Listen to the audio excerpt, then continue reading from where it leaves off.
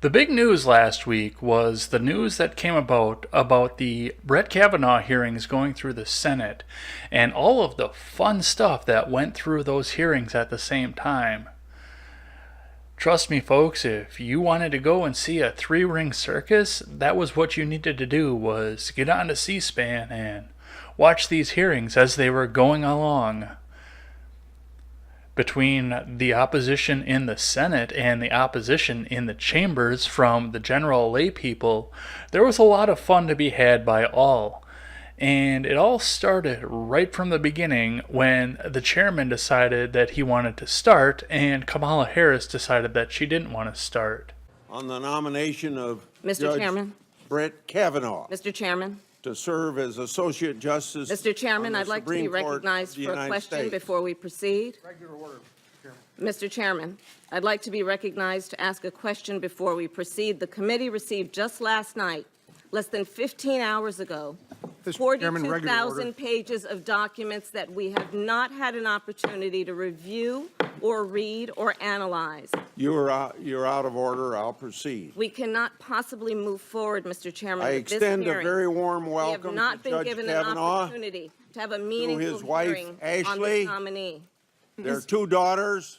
Mr. Chairman, Their I extended agree with my family and colleague friends. Senator Harris. Now, this exchange was very calculated and seems to be very deliberate, and it seems to follow a theme that goes along with everything else that's happening in these Senate hearings right now. From the outset, it looks almost like the fact that the Democrats know that they don't have the Senate seats to sit there and stop any of this vote from going through, but they're trying to push it off. They're trying to delay the inevitable, and they are trying to keep this from happening up until after the elections here in 2018 for the midterms.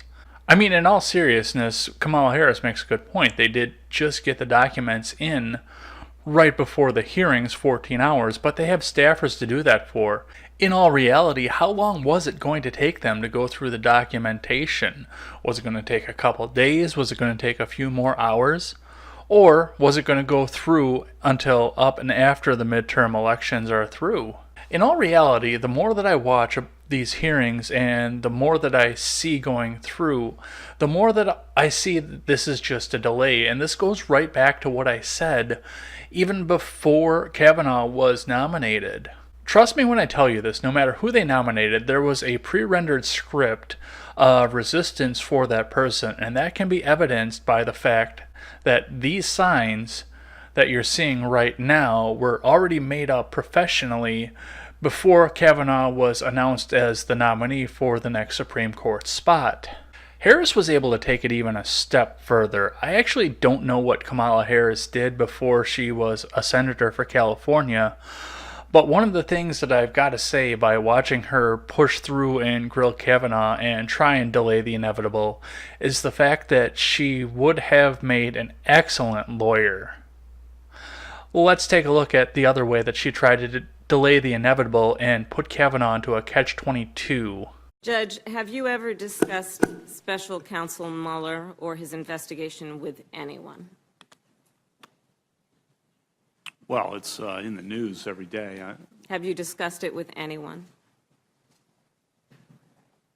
With other judges, I know. Have you discussed Mueller or his investigation with anyone at Kasowitz, Benson, and Torres, the law firm founded by Mark Kasowitz, President Trump's personal lawyer? Be sure about your answer, sir. Well, I'm not remembering, but if you have something you want to... Are you certain you've not had a conversation with anyone at that law firm? Kasowitz, Benson. Kasowitz, Benson, and Yeah. Torres, which is the law firm founded by Mark Kasowitz, Yeah. who is President Trump's personal lawyer. Have you had any conversation about Robert Mueller or his investigation with anyone at that firm? Yes or no? Well, is there a person you're talking about? I'm asking you a very direct question, yes or no. Who'd you talk to? I don't think I'm not remembering, but I'm happy to be refreshed, or if you want to tell me who you're thinking So of who works. are you saying that with all that you remember, You have an impeccable memory. You've been speaking for almost 8 hours, I think more, with this committee about all sorts of things you remember. How can you not remember whether or not you had a conversation about Robert Mueller or his investigation with anyone at that law firm? This investigation has only been going on for so long, sir. So Right, please I'm not answer sure the question. I'm just trying to think, do I know anyone who works at that firm? I might know. Have you had, that's not my question. My question is, have you had a conversation with anyone at that firm about that investigation? It's a really specific question. Now, I've got to come out and say that if you're trying to delay a confirmation hearing from going through and trying to put somebody on a direct spot with a question that's unanswerable, Harris, we can applaud her for that one. She found exactly what it is that she needed to do right there. After I looked into the law firm of Kasowitz, Benson, and Torres, I found that they have over 350 lawyers through 9 offices. They're a very high-profile law firm, and in addition to 350 lawyers, they have all of the staff that's associated with 350 lawyers. They employ thousands upon thousands of people, and there are clerks and paralegals and any number of different people that would have had some sort of contact with Kavanaugh, especially if he's doing work for the president. The likelihood that Kavanaugh would be able to remember an exchange with any of these thousands of people that work for this law firm on the spot is unlikely, and that really leaves him with a point where he has 2 choices. He can either commit perjury while he's talking to the Senate, or he can delay the hearing so he can sit back and research and think about and do some background checking into every single human being that he talked to about the Mueller probe. Something that could also easily go back and take them down through November. I bring up November because it's important. As I mentioned before, one of the goals that seems to be coming out of the Democrat Party when they talk about the confirmation of Brett Kavanaugh and trying to delay it is the fact that they're trying to bring it past the midterms, because that makes the midterms, especially on the Senate side, a single issue vote. What that means is they can go out and they can do their campaigning with what little bit of time they have left and try and tell the people in the districts where the Republicans are even remotely vulnerable that, yes, we can get this out of here and we can take care of Kavanaugh, and now we'll have the votes to get him out of the Supreme Court running, essentially. And we'll have the ability to hold this hearing off until 2020 when Trump is finally out of office, or at least so they say, and they can't do anything about it anymore. And then they'll get their Merrick Garland back on the bench. In addition to Harris grilling Kavanaugh in order to delay the inevitable, there were numerous citizens that made it into the Senate chamber who decided that it was in their best interest to do nothing but sit and make noise to try and delay the inevitable as well, to try and create disorder in the Senate so that they couldn't go through and finish their hearings, and they couldn't finish in a timely fashion. Law firms have a lot of names. There are a lot of people who work at a lot of law firms. Vote no! Be a hero! Vote no! You have a responsibility to all Americans. Be a hero and vote no! And be a hero and vote no! Be a hero and vote no! there is no possible way we can expect this witness to know who populates an entire firm that he's not even...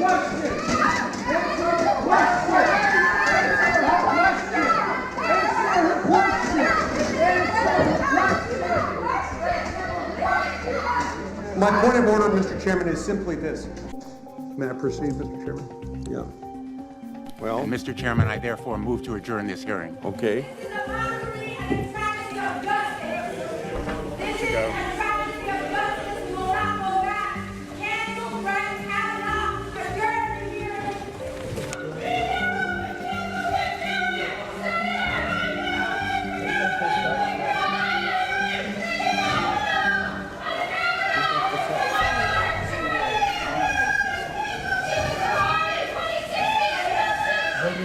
Now, to sit and listen to these people, you would think that the world is going to end if Judge Kavanaugh gets confirmed into the Supreme Court.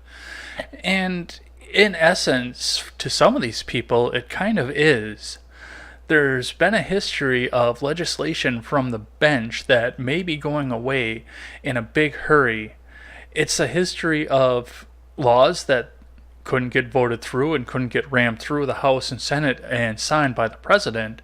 Therefore, the people on the left have relied heavily on the Supreme Court declaring certain things constitutional and unconstitutional in order to set a precedent, which is a stand-in for the law that the Congress could not pass. Putting another constitutionalist onto the Supreme Court puts this legislative process into jeopardy. Yes, it's a win for people who are strictly constitutional and want to see the government function as the founders intended, but for the people who depend on these laws getting rammed through the Supreme Court and circumventing the executive and legislative branches, this is a direct threat.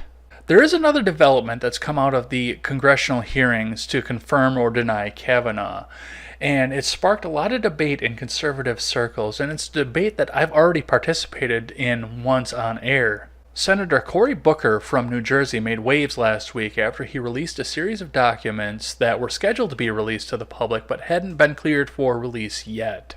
After the fact, any interview that he's done where he's had to talk about this, he seems like he's going to be proud of it. This has prompted discussions of him being expelled from the Senate for misconduct.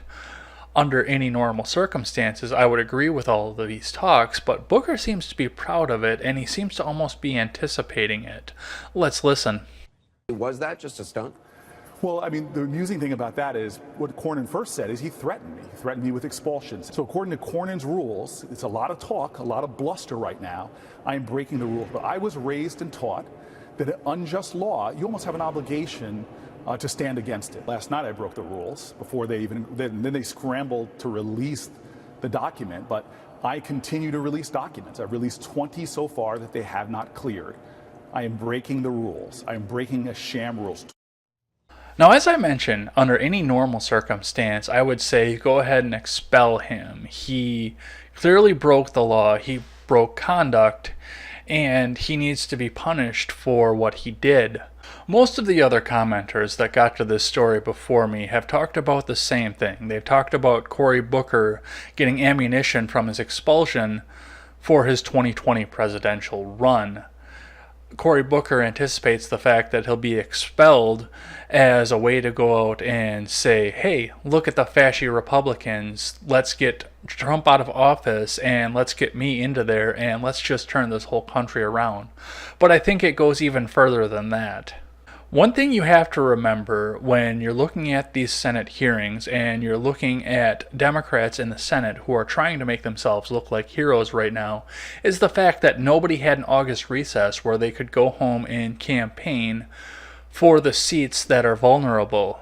Therefore, they didn't get much face time with anybody and they didn't get a chance to go out and give their non-existent agenda. Instead, they were stuck in Washington and forced to go through and work through a recess which would normally be allocated for campaign time. A friend of mine said it best. If the Senate is to go through and actually expel Booker for breaking the law right now, we will be looking at a blue wave in November. What the expulsion will do will give ammunition to all Democrats who already have a great amount of free face time from C-SPAN, in which they can sit in posture and make themselves look like a hero because Donald Trump obviously has got to be a fascist because Russia or something else, and hashtag resist and all of the other catchphrases and slogans that go around with the Democrat Party right now. And in essence, it shows that the Republicans are picking on the Democrats even though it was a violation of the law and classified information. I actually think right now it's strategically a good thing for the Republicans to just sit here and let Booker and Harris and everybody else sit and go wild throughout the ends of these hearings, especially with the cameras constantly rolling. If Booker is to get expelled, he can sit out there and say fascism and silence the opposition and racism, because he's black, and all sorts of other catchphrases that he can use. But if they give him a platform and let him continue to run his mouth, along with Harris and all of the other Senate Democrats and all of the protesters who've made it into the Senate chamber, you're sitting here and you're making a free advertisement for yourself when you want to go and present yourself to the American people as the sane party, while the Democrats continue to devolve and go insane because they can't do anything and their hands are completely tied. Once again, if this was 17 and there were going to be 200 new news cycles between now and the next midterm election, I would say go ahead and expel him. He broke the law. But you are 2 months away from a midterm election, and you need to posture yourself in a way that lets your opposition show they're crazy, especially given the fact that nobody had an August recess to campaign. I'm recording this on Monday, and there's a very good chance that by Thursday when this video is released, Kavanaugh will be confirmed or denied. There are a couple of Republican senators that I'm worried about, but with the documentation that's been released to the public, this seems like this would be a pretty easy decision for anybody who is on the president's side, or even people who are on the fence for it. With what I've seen out of the documentation, I would not be surprised if a couple of Democrats even jumped the fence. They'd get chastised by the DNC and probably lose their support going into the next elections, but I don't really see any reason not to confirm Judge Kavanaugh to the bench. What this has really done is shown the Democrats' desire and desperation to stymie the agenda of somebody who was never supposed to be there in the first place, whether it's just for the fact that he has an R next to his name or the fact that he was a political outsider that rose to the highest seat in the land. And in full reality, it's really telling to watch this happen where the Democrats are trying to stop a Boy Scout and a strict constitutionalist from getting to the bench, somebody who under any other circumstances would have been a very easy open and shut decision. Whether it's a decision to prevent constitutionalism on the bench, or as I mentioned, just to stymie the agenda of the evil orange boogeyman, this has been a very informative hearing, and I'm very glad that it got so much television airtime and so much airtime on the alternative media as well. What do you think about the Kavanaugh hearings, and what do you think about Kavanaugh himself? And do you think this should have been a decision that was made before or after the midterms, as they were coming up anyway? I always welcome thoughtful and positive discussion in the comment section below, and especially over on Twitter. That is at Ed's Blog Twitter with a 1 in place of the I. Thanks as always for listening to this show and supporting this channel. And remember, never take the words of bloggers, podcasters, or journalists as gospel. Find all the facts and draw your own conclusions. Take care, everyone. You're always there for me in my best hiding place. I'm not alone. I'm not alone. You're here when I wake up, and you